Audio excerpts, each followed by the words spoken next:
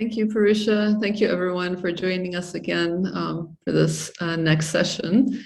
And thank you for the presenters who spoke about the case studies they worked on earlier. It was really wonderful to see all of your presentations. So I'm Yasmina Brankovic. I'm a senior researcher with the Center for the Study of Violence and Reconciliation in South Africa.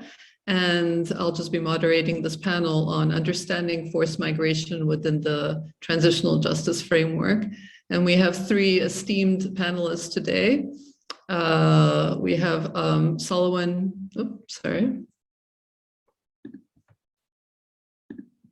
We have Salome Awidi, a refugee law project in Uganda, who will be speaking about integrating forced migration and transitional justice. We also have Gugu Shabalala from the Center for the Study of Violence and Reconciliation, my colleague, who will be speaking about the role of mental health and psychosocial support at the intersection of forced migration and transitional justice. And we have Mustafa Salah of Youth Against Irregular Migration in the Gambia, who will be speaking about ensuring forced migrants' participation in transitional justice design and implementation. So without further ado, let me just introduce Salome Awidi, who is the program manager of the Conflict Transitional Justice and Governance Program at the Refugee Law Project in Uganda. A lawyer by training, Salome has over 7 years experience in human rights with a focus on women's rights, gender justice, transitional justice, and humanitarian response work. Salome, please go ahead.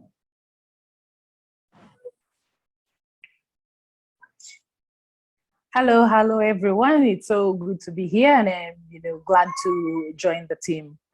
My task this evening is not so simple, but I'll be looking into having a conversation and sharing with you just experiences from the Refugee Law Project and what we have learned over time in terms of how do we integrate forced migration into aspects of transitional justice work. I think just to share briefly about the Refugee Law Project, a Refugee Law Project is an outreach project of the School of Law, and we work generally with forced migrants. So like the speakers before me, part of our work is with refugees who are within Uganda from predominantly the East African Great Lakes region, but also work with displaced persons within Uganda. And some of you might know that in the recent issues in Uganda, forced displacement has really been around with conflict in predominantly northern eastern Uganda, where the Lord's Resistance Army was engaged in armed conflicts with the government of Uganda for over a decade. We also had aspects of conflict in West Nile, which is as old as the 1970s, when then President Idi Amin was being pushed out of Uganda. But with the aspect of unaddressed legacies of conflict, alongside hosting refugees from the crises around Uganda and the Great Lakes region of East Africa, is where then Refugee Law Project is situated. And really just to sort of speak towards, what are some of the challenges around integrating forced migration and transitional justice. Recognizing that when we talk about forced migration, we are really talking about displacement. We are talking about, someone before me mentioned already, displacement speaks to large-scale human rights violations as well as gross violations of human rights for many of the victims. And why this has been a bit hard is because these two fields, forced migration, displacement, and transitional justice, these are often siloed fields that are seldom thought of together as areas that could complement each other, but that can also draw on and build on each other's aspects of work. Also, most of the actors that work around humanitarian spaces, around displacement, are frequently concerned with the day-to-day, the immediate needs of displaced persons, or victims of some of these displacements, which is different from the way that then you get transitional justice actors engaging from, where they're looking at long-term impacts and addressing those long-term and issues beyond what we see, beyond the day-to-day needs of individuals. But also the notion that transitional justice is achievable within particular jurisdictions is one that actually makes the integration of transitional justice and forced migration very, very challenging for many actors and aspects that people don't necessarily think about. Why is this arising? So this arises usually from a view that transitional justice is very linked to prosecutorial justice, with that impact of when persons are outside their countries of jurisdiction, where the violations have happened, how do we talk about justice for them? And we see this as Refugee Law Project, where we work with both former IDPs as well as refugees, and starting to have conversations in a refugee context around transitional justice frequently draws the question of how do we talk about transitional justice when refugees are living in Uganda and they are not, for instance, in South Sudan where the violations happen. But recognizing that conflict does not know, and the impacts of conflict does not actually, is never impacted by borders, is one question we constantly have to deal with in terms of, yes, we do have refugees here. When we have, for instance, UNHCR getting on ground and addressing their needs for housing, their needs for food, their needs for school, for other resources, what does it mean for refugees, for instance, from South Sudan, some of who are coming to Uganda are being displaced for the third time in their lifetime, yeah? We're talking about teenagers, to youth right now who are coming to Uganda for the third time in their lifetime. So isn't it about time we start talking about transitional justice with many of these individuals? Isn't it about time we start talking about past harms that have impacted who they are, that actually impact even integration and reintegration for many of these survivors? Moving on to just share with you an experience of some of the work that Refugee Law Project is doing in terms of the two components, and they're often siloed. The program with which I head actually focuses on these two fields that are often very different. So working with former IDPs in northern Uganda, but also similarly working with aspects of transitional justice, mechanisms that are workable and achievable and that actually bring about healing and address justice needs. Some of the justice needs for refugees in Uganda is part of what Refugee Law Project does. And one of the forms of work we do is often described, and it has an acronym SRSD, which is the screen, refer, support, and document. And what we do with the screen, refer, support, and document is really when we screen forced migrants for harms, this allows us to refer them towards the justice needs that they actually require. And so some of this screening includes questions such as what happened to you, who did this to you, to sort of understand who are the alleged perpetrators. When we talk about documenting in a time of displacement, it's often hard, but how do we then effectively do it? Refugee Law Project did this successfully following the South Sudan crisis in 2017, 2018, where we actually were seated alongside the UNHCR, that as humanitarian actors and persons responsible and mandated to address issues of displacement were going on with the activities, Refugee Law Project on the side was doing the screening to just understand what are the nature of harms that the refugees faced along the way as they were coming. Who are the alleged perpetrators? Who did they see in terms of who they saw and who they understand the attacker to be?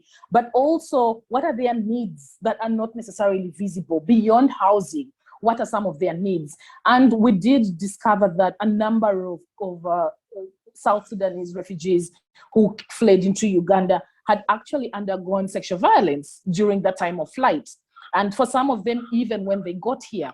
And in terms of men and women who had been violated, what were some of their needs? For many, their needs were actually medical, in a sense.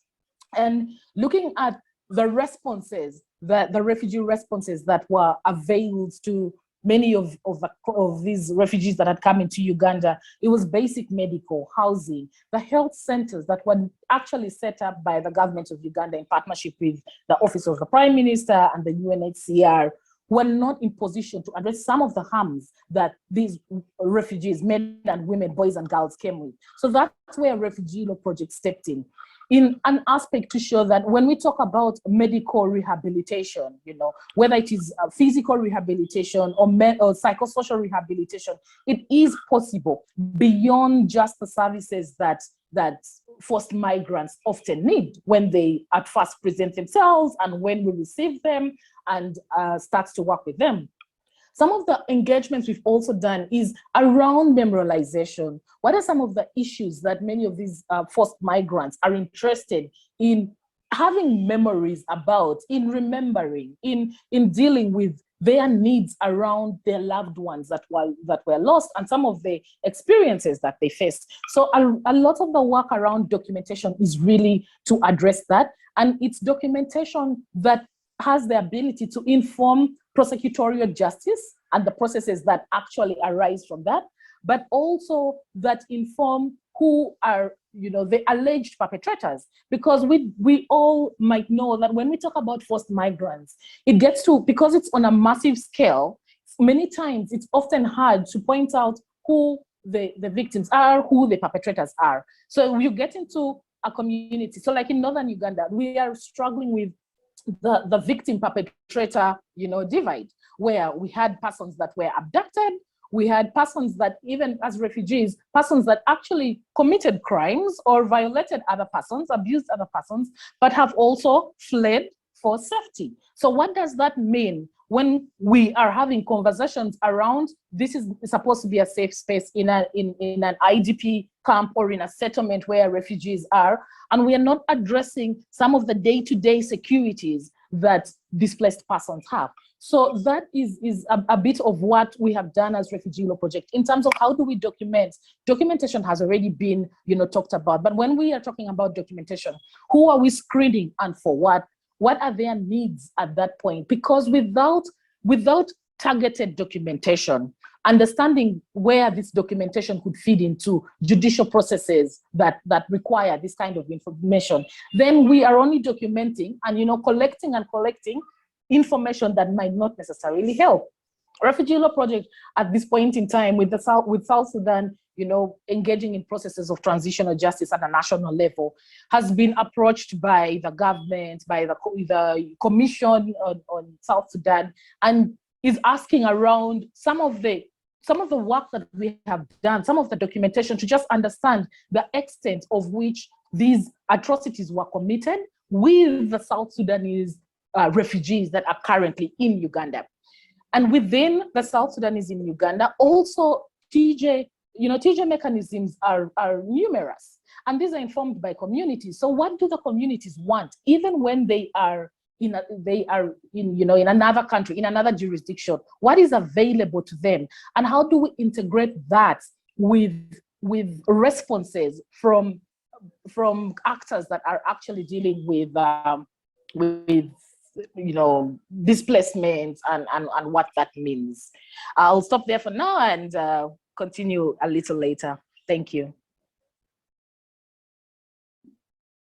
Thank you so much. Thanks for raising all of these issues, specifically the issue of kind of multiple phases and waves of displacement that occur for individuals and societies in these transitional contexts or pre-transitional contexts, and also the issue of forced migration going across borders when transitional justice is often something that's quite state-focused and internal. So how do you kind of deal with that issue? And thanks also for sharing the processes and some of what you've learned from your screening process and documentation. I think one of the things that we came across in the research for this project that we're talking about today is the documentation can be used to determine the mandate of a transitional justice process, and also ensure that it reflects the needs of the survivors of forced migration, for example. So these are all really valuable reflections, and I guess we'll engage some more as we go forward, in the Q&A and so forth. So let me now shift over to Gugu Shabalala, who is a mental health and psychosocial support services practitioner with CSVR. She has 13 years of experience working in the mental health sector and focuses in particular on rehabilitation and redress for those affected by human rights violations through war, conflict, and torture, and their impact on the overall mental well-being of individuals, families, groups, and communities. Gugu, please go ahead. Good afternoon, everyone, and good morning. Thank you, Yusina, for that introduction, and thank you for the opportunity to be able to speak today. I think for me, just listening to everyone, I'm amazed at how much the context it's across the world, literally, but the similarities and the failure of states to take responsibilities for the inclusion of victims or survivors in the transitional justice process. And I think when we talk about psychosocial interventions, I think for us, MHPSS actually offers that bridge to engaging victims, survivors in the process. And because it's not only just it, and I think maybe the issue is that the focus has been on MHPSS as services, so focusing on interventions only, instead of looking at it as an approach, looking at MHPSS as an approach. So when we're talking about transitional justice, how does MHPSS help us there? And what we've seen is that for us, the MHPSS helps us to understand what conflict does to victims, right? What conflict does to citizens, the impacts of that, and what are the lasting impacts post. So it's not just about the being forced to migrate or loss of property, but it goes even deeper on the psyche. So the psyche of the individual, the psyche of a group, the psyche of a community, of a country's citizens, and how that, when that then becomes fragmented, which is what conflict does, it fragments and it creates the citizens who do not care, who feel disempowered. People spoke a lot around what they saw during the case studies around helplessness and hopelessness, the need for survival or the preoccupation with survival, and not feeling the need to engage in this transitional justice processes or mechanisms. And so if one understands that, then one is able to say, engage in people who are not well. Because what that says is that these communities, they're not well, they do not have the mental capacity or even the interest, just at the most basic level, the interest to engage with such processes. So then the foundation should be to engage them. I like the recommendation around creating centers, social centers, because what violence does is it strips us of our social support systems. It strips us of that community element, that communal element that most of us need. And so being able to recreate that, even in IDP centers, in refugee camps, we've seen how that helps actually in recreating, in working to create a foundation that has been broken by violence. Because this violence is we're not talking about violence over 2 months or 2 years even. We're talking about generations and decades of prolonged violence that has stripped communities of their social fabric. So mental health and psychosocial services in that instance offer us an opportunity, it's much more neutral. Part of my work is with the South Sudanese refugees. And I was always amazed at how when you're applying for visas, if you're saying, oh no, we'll be doing transitional justice work, then they start looking at us like that. But if you're saying, no, we're doing psychosocial support, we are trying to heal, we're trying to recreate this community that has been affected, that seems to be much more acceptable. And I think that is a low-hanging fruit that we should be using, that we should be utilizing actually in rebuilding communities, in rebuilding the psyche of the people that we are, the citizens, the victims that we are wanting to work with over time. Because I think what we've also seen is that the conflict because of conflict, people tend to feel stigmatized. So you have victims of sexual and gender-based violence, whether they're male or female.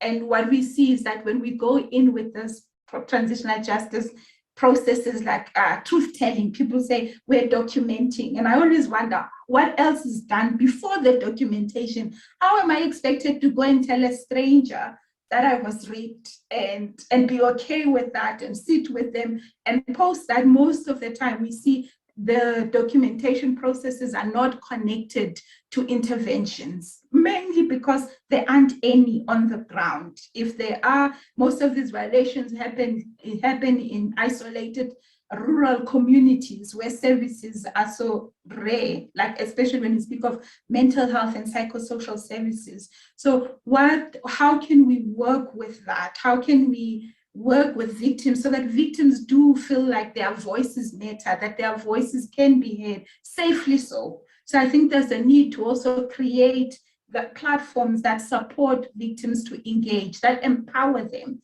You know, I think there's a shift, and I'm glad that we're seeing that now, that there's a shift from the mining of the stories of victims to a more empowered engagement with victims. Like, I think I like that victim-centered approach to working and engaging with victims, because what that says is it gives victims power and survivors a power to engage in a much more empowered way with transitional justice mechanisms and processes. They're not just coming in there as victims waiting to be mined or waiting to receive, but there's a certain element of agency that they have, and I think MHPSS gives us an opportunity to work with those that are normally marginalized, because we can create that safe space that makes everyone feel welcome. So I think there is like an integration, like there's room, very big room, like for us to work,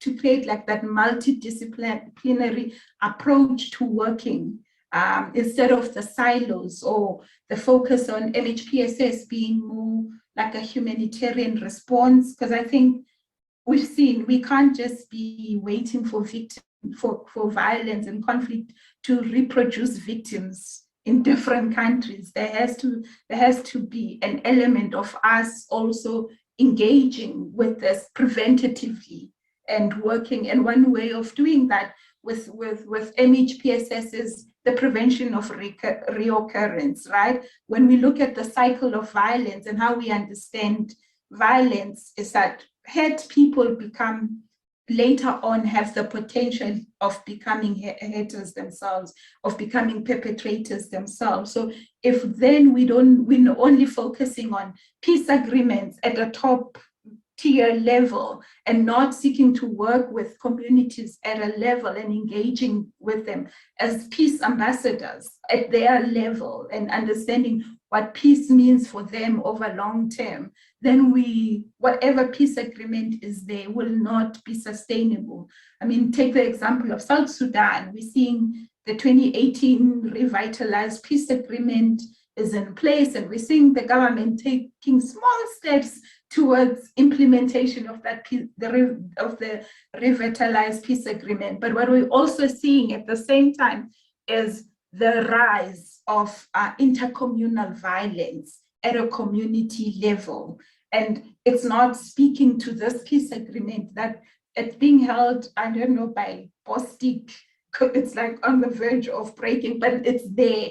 But what we're seeing on the ground is this increase in violence that affects citizens on a day-to-day basis. And when one then looks at what is missing there, what is it that has not been created from a top level? So you're seeing that people do not have trust in this agreement. They don't trust the government to implement this and keep to the promises that have been made. So they're taking the matter into their own hands. But if one were to work and use like reconciliation, maybe just as a vehicle, using an MHPSS approach, looking at how do we work with these communities to build social cohesion, not just at a superficial level, but in addressing some of the hurts and the wounding that have happened in those communities, that can create, I think, a sort of a much more, I think what is missing is between, with like transitional justice and all these other reforms, it's that coordination, the coming together. I think that you have MHPSS on the side, you have transitional justice, you have peace building, and we're all implementing these things, but trying to see the effect come together at some point. But we are like rivers that never meet. And I think there is a need to create a meeting place.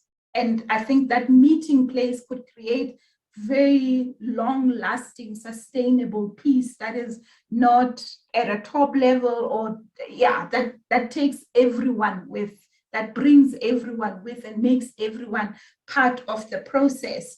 And I wanted to speak maybe shortly, briefly about what CSVR, so our approach, how we've been working with the South Sudanese project, implementing an MHPSS approach to transitional justice. So we've been working with the refugees in Uganda, in Kiriandongo, in Arua, so working with them. So our approach is experiential, so working with the victims, the survivors themselves, as peacekeepers or drivers of peace in their communities. So, but how that works is then we start with your own trauma. That transformation has to start with you. When you have experienced something, it's very easy to then go out and preach about it or be working with other people. So so the focus is on working with people around their own stuff before then enabling them to work with others to create that empathy.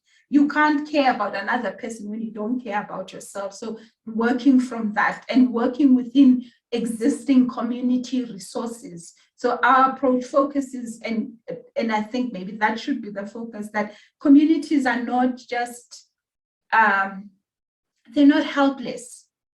They may not be together, but certainly there are certain elements in every community that show strength. And what we should be focusing on is rebuilding and strengthening those small pockets of strength that the community shows. And so how we work is we do not train, so we don't work with professionals who have the MHPSS skills, but we work with community members who've got the drive and the passion for the community, because that is much more long-lasting. We can exit that community or working with those people anytime, but we definitely know that they have the ability to sustain it because their passion existed before we did, and it will continue beyond that. And so how we work is working with that, strengthening that, but also focusing, integrating it with a contextually relevant tools and techniques that speak to the people that they understand. So when we talk about healing, what does that look like? When we talk about conflict, like in a home, how do you normally address conflict in your home, back home in South Sudan? What would normally happen? You don't go to a counselor, but you may go to the tradition, you go to the family first, and if that doesn't work, then you go to the traditional leader or the community leader. So working within those structures of the community and enhancing and building on those. And so what we did is just like, so we have people who are interested in this, and they have been doing it. That we have religious leaders, we've got teachers in the school system, we've got youth leaders who are doing different things, and we just empowered them with the skill to be able to hold and contain community members, because the understanding is that people already come to you to share with you what they're experiencing, how they are being impacted by this violence. So how do we empower you so that you don't feel overwhelmed and stop caring and just feel disillusioned? So we work with that and strengthen that and give you tools, some tools that are like body-based, some tools that are more like activities. And it's just seeing the growth of the people we started with. When we started, it was prior to 2015, it was 2016, but just before the violence broke out. And you could see the shift. It was in June and the violence broke out in July. But the fact that we had already started and we had started supporting them before then, and we continued. And I think that also speaks to, I think, what I would like to highlight, the need for consistency. That our support and our interventions, they're not just phase-based. I don't know how that looks like, but that there's that consistency of being with communities throughout, through a crisis, post a crisis, as we are rebuilding. So being with them and having their hands held during that transitioning from a somewhat peaceful state to a conflict-ridden state, and then now in transit, the proper transitioning. I don't know how long that will last, but the fact that they knew that we were there. And I think that is very important, and it highlights something that was said earlier by the Syrian group. I think that need to work with CSOs from the ground up, because they're not going to be leaving. Most international NGOs have a mandate that speaks to, we can only intervene in emergency setting, or once the settlement moves into a refugee settlement, then we move.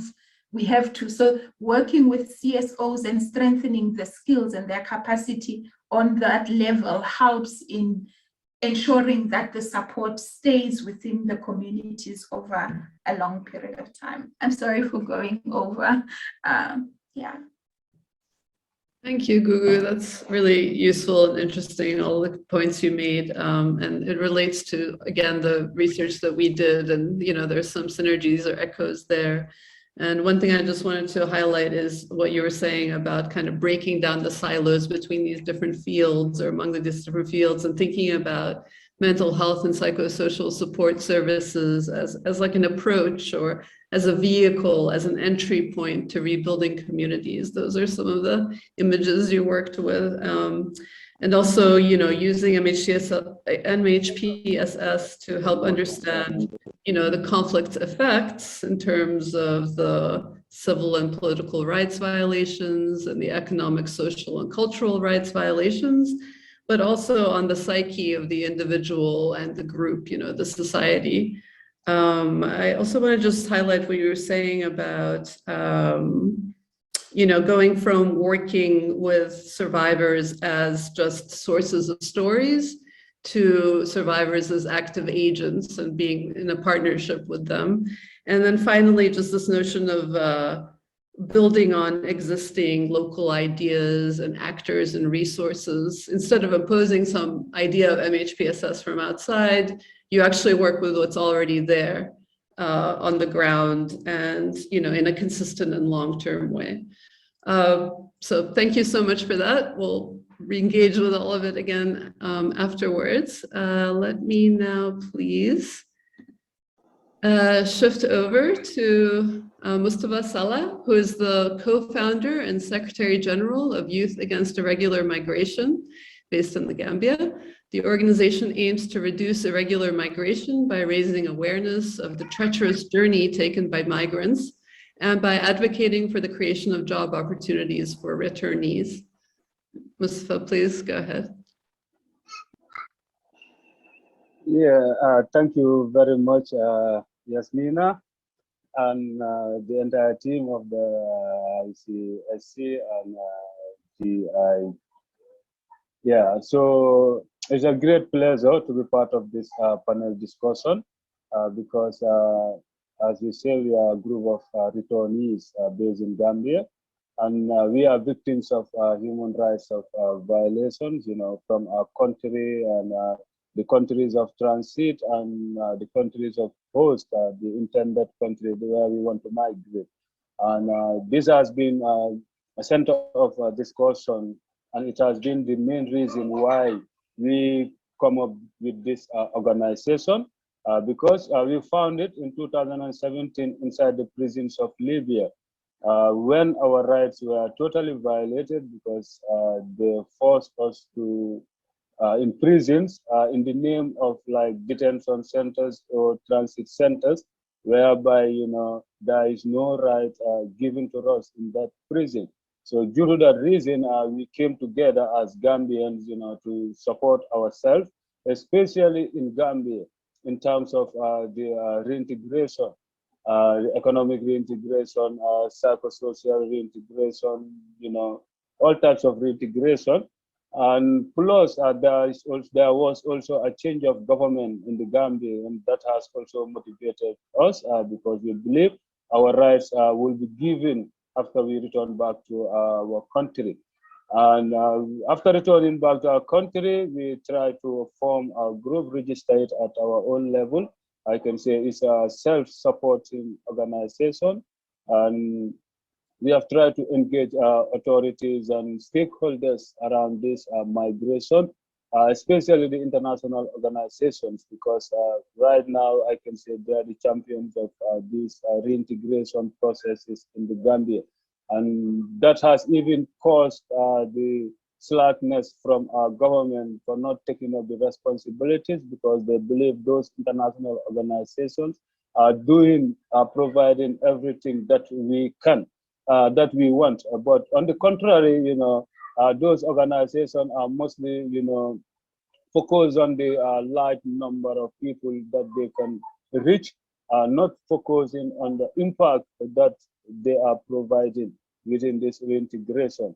And that's why my group, which is Youth Against Irregular Migration, we volunteer all our time. We make sure that returnees are served with, respect and dignified life. Because the government, this new government, they've set up, so many commissions, including the the Truth and Reconciliation, as well as the Constitution Review Commission. But you will see to read that migration and returnees are not factored into those commissions, especially the Truth and the Reconciliation. The only time that they reflect on the migrations was when some Ghanaian migrants were violated in the Gambia, like we had a problem with this former government, and most of them were executed. So the TRRC only focused on that aspect of migration. But the former government has caused many migrants to leave this country, either socially, economically, or politically.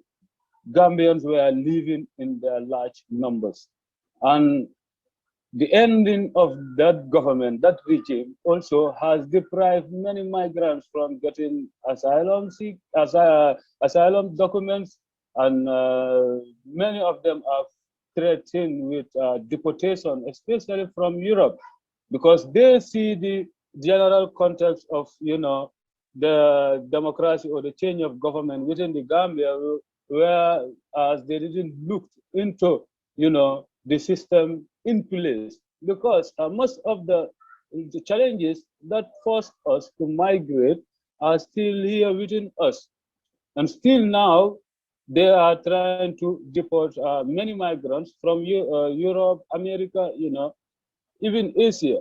So you will see to it that if they come back to Gambia, there is no mechanism whereby they will have their rights.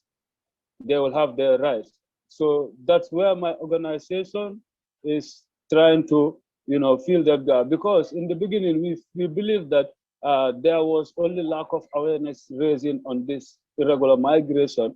But as we were doing a lot of advocacy, we see to it that the problem is even beyond awareness raising. Like many people are aware, because Gambia is a very small country, and almost every family is a victim of this irregular migration. Every family has a relative, has someone who embarked on this journey. So at some point, the awareness is there.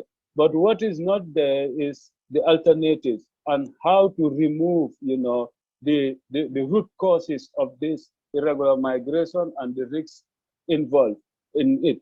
So with the help of this ICSC, we were able to have a roundtable discussion with the policymakers, stakeholders, local government authorities, to engage them to make sure that this transitional justice of migration, of migrants, the justice of migrants is served, especially in the reintegration process.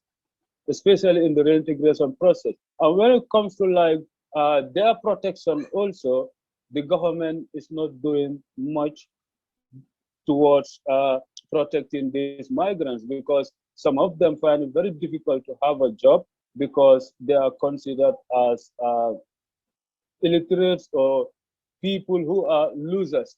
Even some of the women, in order to get married, they will be considered as losers or not worthy to get a husband, you know, as well as the men. So you will see to it that even if you are discriminated, if you are stigmatized directly, there is nowhere that you can go and seek for justice. And we also have victims of this human trafficking. They are here, and most of them are women.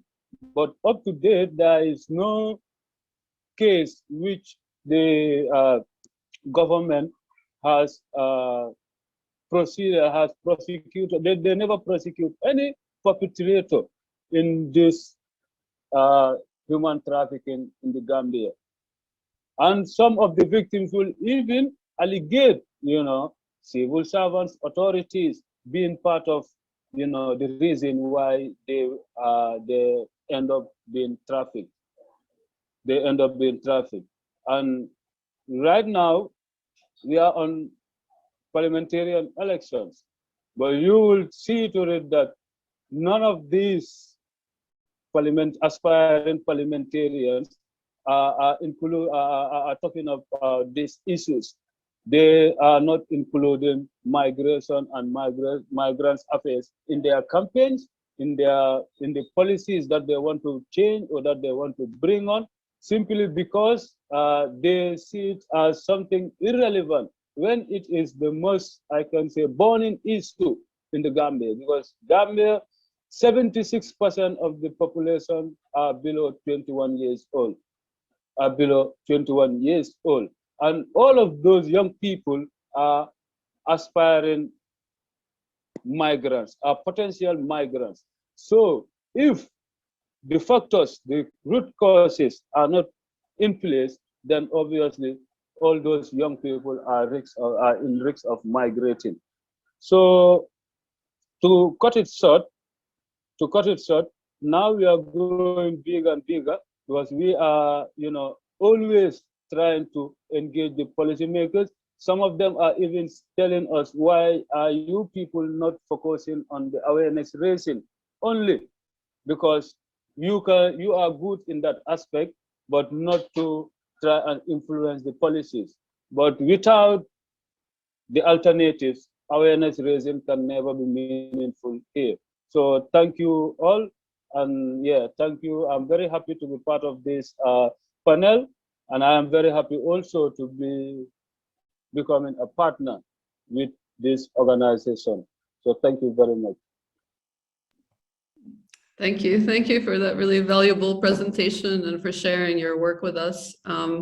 So again, just a few points I wanted to highlight in what you were saying is your organization's focus on reintegration, but especially this notion of socioeconomic reintegration and how important that is, and how maybe that's something that's not usually thought about as much as it should be. And also this idea of linking kind of the multiple causes of forced and irregular migration during conflict and outside of conflict, and how they're all interrelated. And then also this notion of migration, which came up before, of migration as a regional issue, and even more as a kind of cross-continental, like you know, it's across regions, across continents, that migration is an issue of forced migration. And then finally, what you were saying about how it's not so much about awareness raising in the Gambia, it's about addressing the root causes of this migration, and how do we get to the point of really dealing with those root causes instead of focusing on maybe just the day-to-day and reaching as many people with humanitarian aid or whatever. It's about dealing with the root causes in order to prevent it from happening again. So thank you so much. I'm just going to open it up now to everyone, and let's just get a little discussion going. And I don't know if all of our presenters from the first session are here, but if you have questions or comments For the panel and also for the researchers who presented before, please feel free, just raise your hand and I'll see it. Perhaps I can get us started off with a question as everyone warms up. And I think this question is for any of the panelists that feel comfortable speaking to it. But really it is, how do we begin to communicate transitional justice in a manner that is not abstract? As Zuhair mentioned, as well as within the Syrian case studies, in many ways, transitional justice is a longer term goal, and the relevance of it can sometimes be lost when immediate needs within a protracted conflict take preference and center stage in someone's life for obvious reasons. So for any of the panelists, what does it mean practically to make transitional justice relevant and less abstract?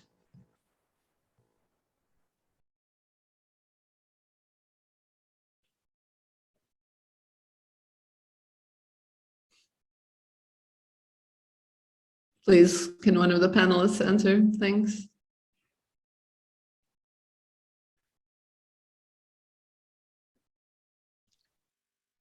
Yes.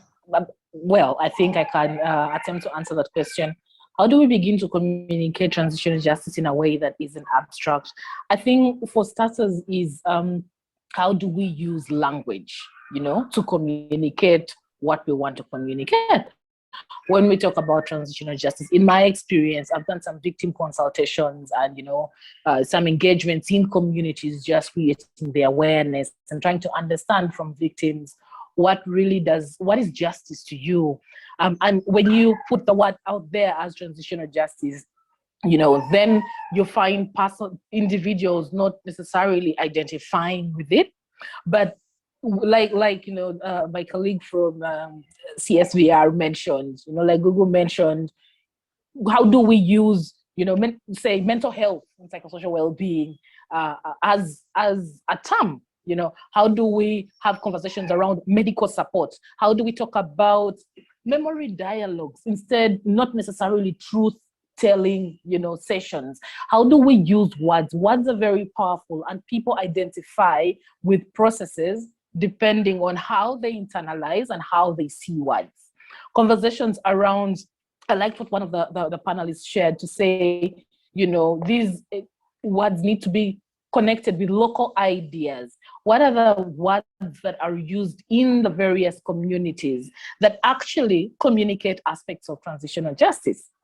How about using those words? How localized should transitional justice be in the way we implement it, so that transitional justice is seen as something from within and not necessarily from without, and not necessarily from a certain part of the world and being, told to us and expected of us to engage in. So I think wording is very important as we move forward, given the communities that we are engaging with.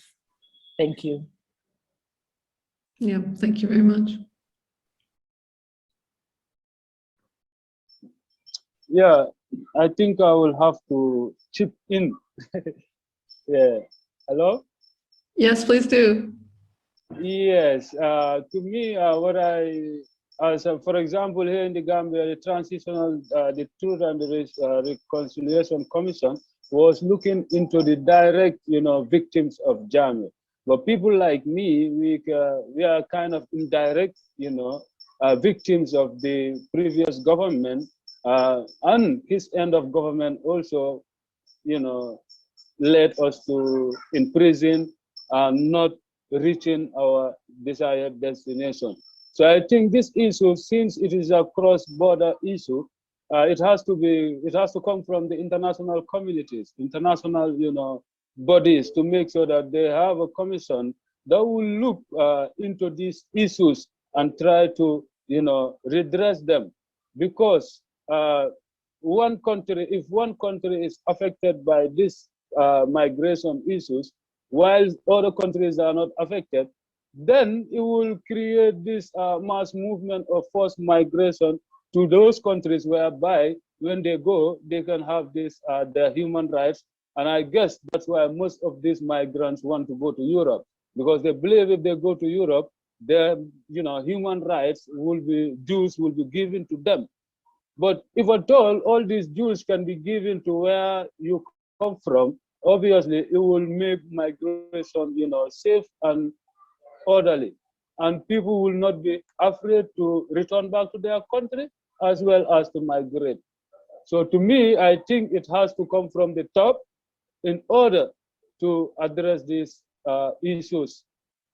Yes. Yeah. Thank you so much. Is there another question? Or actually, I was also thinking possibly if one of the presenters of the case studies also has a reflection from their country context on this question around how to make transitional justice more accessible or relevant to the local population. Maybe one thing as we wait for any other reflections, I think also for many of us, on the African continent, engaging on issues of transitional justice, one key question we constantly struggle with in Uganda is how do you do transitional justice in contexts that are not necessarily transitioning? And what does that mean for accountability?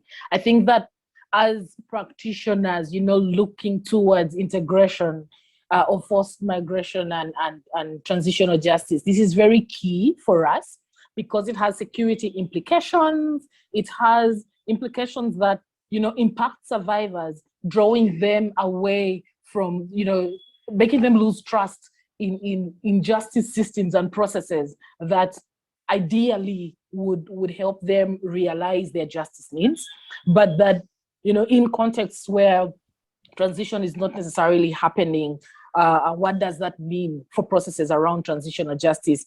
Are we just ticking the box? Are we looking for the easier aspects of TJ around memory, around documenting in a manner that we are trying to be politically correct? Because what we risk is that then we have forced migrants, persons that have been violated, losing trust and losing faith in the systems that ideally would be, responsible to ensure that they realize some of their justice needs. So, just food for thought for practitioners in the field, engaging with the aspects. And I think personally, in my experience, that's why it tends to be easier to address issues of food that is missing, issues of housing, the day-to-day needs, as opposed to the greater needs, because with every aspect of transitional justice, within context of forced migration and with forced migrants, the concept of accountability is embedded in there. And while we avail psychosocial support, while we avail, legal support, while we avail opportunities for survivors to get together and be that safety net for, some people in similar situations, the conversations of accountability are conversations we can never run away from. But given our context, it's also, I think, an area where what does TJ mean in contexts where transition is not necessarily happening? Thank you. Absolutely. Gugu, did you have a comment you wanted to make? I was just thinking about, I think most of us get stuck with that and just trying to, finding new ways of engaging communities that we work with. It is difficult because I think there's also that you don't want to create an expectation that cannot be met. And you don't want to, because it takes quite a long time to build the trust. You don't want people to lose trust in you. But I think when we work with communities to empower them, for them to play a more active role, they can also define what it means for me. What does it look like? If I can't have that bigger mechanism that speaks to the whole country, what does this mean for me? And I think it's very difficult because sometimes it's not even linked to, as a therapist working with one-on-one, a lot of the times I'm always amazed when we work with victims because a lot of the time for them it's like, accountability in its true sense is not really their thing. They'll say, I'll still be broken. So how does that change my life? Yes, I see them, they are being arrested, they are in court with the ICC, they're being held accountable, but I'm still poor. I still struggle with the same things. Like, I'm even more broken than I was before I interacted with them or before this thing started. So how does and I think maybe it's also helping communities define that for themselves. What does justice look like for me on an individual level, on a community level? And what needs to be present for me to be able to feel like the person who did me wrong has been held accountable? It's sometimes not linked. And I think what's missing is then that the two processes do not speak to each other. So communities may say something different at a ground level, but the bigger mechanisms do not respond to that. So I think for me, it's also creating that feedback loop, actually, to say for bigger state accountability, for bigger processes, yes, this is necessary, but how then does it translate? Because I think the reason a lot of people do not engage or do not take interest is because it's that question of what does it do for me? And communities that have been broken, that have been hurt, that have been disenfranchised, have a lot. They're dealing with a lot. We may minimize when you're speaking from a point of privilege, which some of us do speak for, because we do have. It's easy to say, like a house is not so important in the beginning, but it is what I need. Like, I can't be thinking of going back to South Sudan knowing that my cattle, my land no longer exists, and that forms part of who I am. That's part of my identity. And so you can arrest everyone who did me wrong, who burnt down my house, but what does it mean for me? Am I going to get my things? People get down to that nitty-gritty stuff. Like, they'll come back with proof of like evidence, like, this is what I owned, versus, because for them, those things matter. And so how do we create, and it's impossible to repay everyone everything that they lost, but how do we create meaning out of these processes that we have that people can identify with, so that it's not abstract language, as you said, Parusha, so that it speaks to them and they can see themselves in these processes at a ground level. I know it's not an answer, but I think it's just a way we can start thinking about, If I can actually just make a comment as the moderator, just working in transitional justice all of these years, and I mean, it's actually a recommendation. So I wanted to say that we are publishing a research brief which lays out the recommendations that came out from these various case studies that you already heard. And one of the recommendations there is this idea of having a contextually relevant transitional justice process, and what does that, and to have it victim-centered as well. And I think one of the issues that comes up with transitional justice is that people have a kind of certain idea of what it is.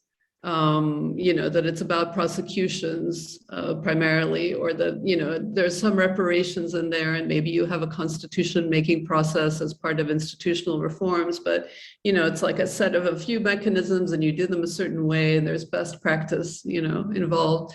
But actually, transitional justice is this evolving field. It's changing, all the time. And I think the question becomes, how do you, even before, like when people are just beginning to think about transitional justice, how do you have maybe more participatory processes rather than just consultations where you do like a training on transitional justice and you tell people what transitional justice is and then you ask them, well, what do you think about that? But some kind of more involved, inclusive process for actually even imagining what transitional justice could look like that's relevant to the country, to that particular context and to the survivors that you're working with. And I mean, it's very kind of ambitious, or maybe it sounds idealistic, but this is a key kind of issue, and it's something that comes up in the African Union transitional justice policy as guidance to to, you know, promote inclusion and participation already at the design stage or in the imagining kind of stage of transitional justice. Are there any comments, questions from any of the people attending today or any of the presenters from the last session? So I was about to thank you, first of all, for organizing such a very interesting webinar or roundtable or workshop. So thank you so much. I've learned quite a lot, but I was not able to follow everything because of sometimes my connection, internet connection was not good. So I would like to ask if in summary or in a few words, what I can take from these discussions on this particular theme of forced migration and transitional justice. How can refugees and internally displaced persons can effectively participate or be part of transitional justice processes? So I would like if one of the panelists or the presenters can just explain in a few words so that I can just, okay. I followed, but I wasn't able to catch everything because I was out and in because of the internet connection. So please, if someone can help me understand, but in a few words, like a takeaway from me. Thank you. You asked the easy questions, I see.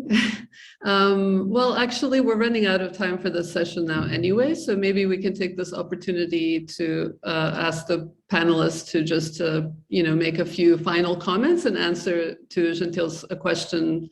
It's quite a good opportunity. Thank you.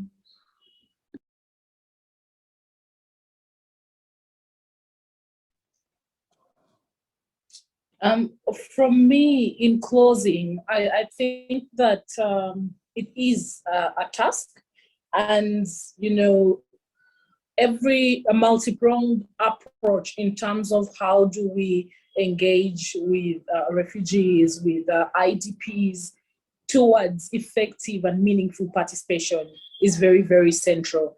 And this can be done in various ways. Engaging, you know, cultural and traditional leaders, engaging opinion leaders in community, engaging persons that are seen as persons that command some kind of respect in having these conversations, creating the awareness, ensuring that refugees, IDPs, asylum seekers are participating from an informed point of view is very, very critical towards this participation. And that involves a lot of engagement with community. I know that there are times that it's, you know, somehow impossible. There are constraints around financing for some of these engagements, community engagements, but without it means exclusion of certain persons for various reasons. But I must say that it is possible. And also just to note that, you know, disclosure happens over time.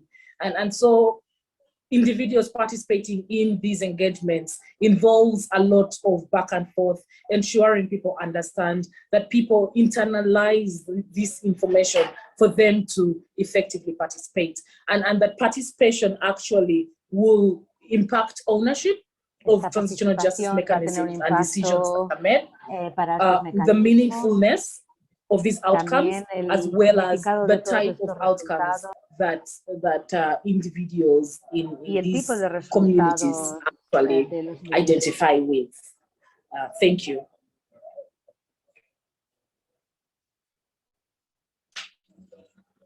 Thank you. Thank you, Salome. Gracias.